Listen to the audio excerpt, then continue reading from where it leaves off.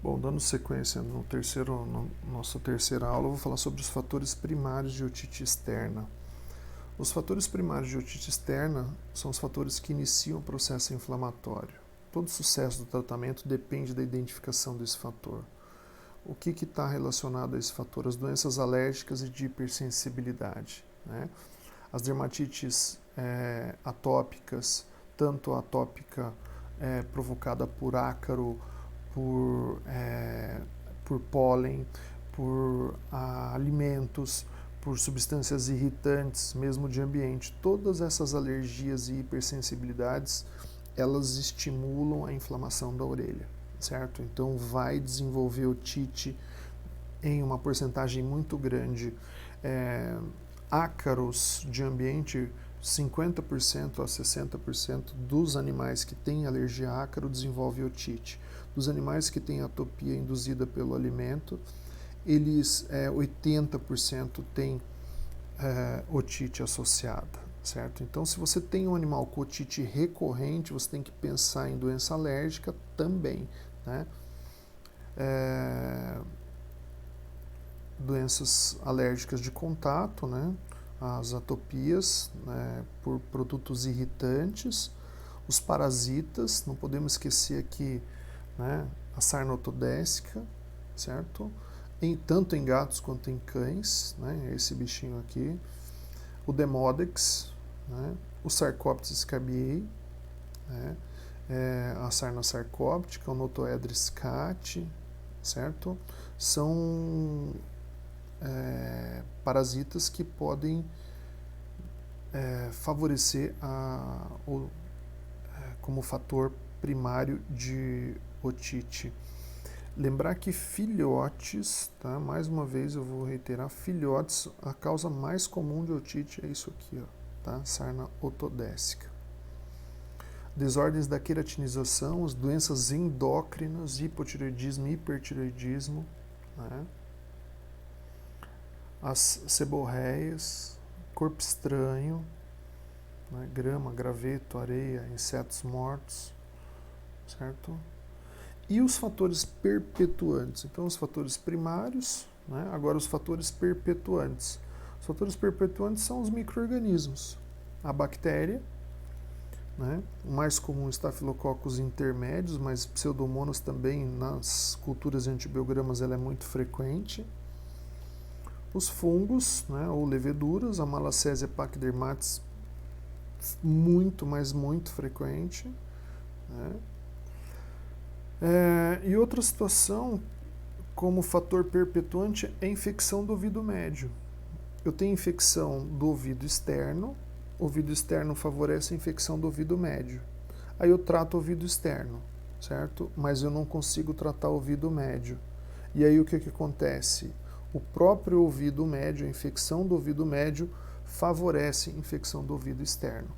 Então, se eu não fizer o tratamento que eu pego tanto otite externa e ouvido médio, quando eu tenho otite média, eu vou tornar esse processo um processo que vai perpetuar a minha infecção, vai fazer com que minha infecção seja recorrente. Então, eu vou ter infecções recorrentes nessa situação. Por isso que é muito importante investigar as otites recorrentes ou crônicas para ver se eu não tenho otite média associada, certo?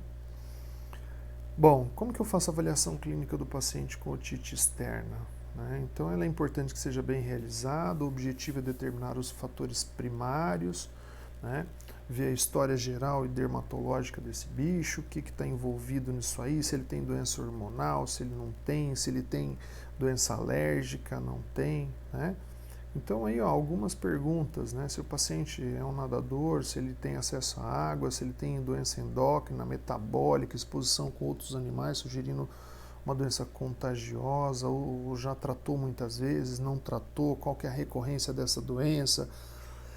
Algumas raças são mais favorecem algumas patologias mais frequentes, por exemplo, o Cocker, né? Muito comum fazer infecção fúngica. Se essa doença é sazonal ou não, a gente pode pensar em doenças alérgicas, né? Então, como que eu faço o exame físico? Né? Olho, vou fazer aquela inspeção dermatológica, né? Vou ver se está vermelho, se não está, se tem sinal de doença crônica se não tem, né? Ok? E aí eu vou partir para a otoscopia, né, que é o exame fundamental para avaliação dos pacientes. Sempre examinar ambos os ouvidos, mesmo que um tá bom e o outro não tá, mas tem que olhar os dois, certo? É avaliar a inflamação, o tipo de exudato, a estenose e proliferação dessas patologias, né? Para você fazer uma boa otoscopia, né, é importante que você muitas vezes tenha que fazer a contenção química do teu paciente. Então, às vezes, você tem que anestesiar. É normal ter que fazer, para uma avaliação boa de ouvido, você fazer anestesia do seu bicho. Então, fazer a contenção química. Você faz a avaliação desse ouvido, aí você, às vezes, tem que lavar o ouvido e fazer novamente a avaliação desse ouvido, certo? Em casos mais graves, devido à própria proliferação, própria obliteração do canal, você às vezes tem que fazer corticoide por um tempo, 4 a 7 dias antes, até oral, né? Aí para tentar abrir um pouquinho mais esse canal para você poder fazer a avaliação, certo? Quando a gente faz a otoscopia com o animal sem anestesia, o que acontece? Eu vou fazer só o canal auditivo, não chega até a membrana timpânica, então eu não consigo avaliar direito esse ouvido. Né? Otoscópio tem que ser otoscópio de qualidade, a gente tem bastante aí, né? Tem alguns otoscópios que são assim, melhores, né? A videootoscopia é a melhor que tem. Um videootoscópio você vai pagar aí ao redor de uma marca normal aí ao redor de uns 3 a 4 mil reais, né? Você vê isso, você coloca, ele tem uma câmerazinha, agora tem videootoscópio igual aqui, tá mostrando o da Stores, que chega aí a custar 50, 60 mil reais, mas a gente quase não usa, né? Não tem nem como usar, manter isso aqui, a não ser que seja uma clínica de dermatologia mesmo, né? Então eles permitem ampliação, registro de imagem, ajuda, você pode ver aqui que eu consigo lavar o ouvido desse bicho, né, já realizando simultaneamente a otoscopia. Então isso aqui é o sonho para tratamento, né, de ouvido, certo? Aí para vocês terem uma ideia como que é feito, né, como examinar o ouvido, então eu venho com o otoscópio no sentido horizontal e depois eu vou entrando, né, para avaliar até a membrana timpânica, certo? Então eu vou entrando com esse otoscópio aqui eu já chego aqui, né, e olha só, eu vou lá e aqui eu vejo a membrana timpânica aqui embaixo, né? Fazer isso com o animal acordado, fazer isso com o animal sentindo dor é praticamente impossível, né? Então o que eu vou ver? Eritema, espessamento do epitélio, proliferação nodular, estreitamento ou não do canal, ulceração do epitélio, presenças de exudato, perfuração ou aspecto anormal da membrana timpânica, pólipo, neoplasia, corpo estranho, parasita.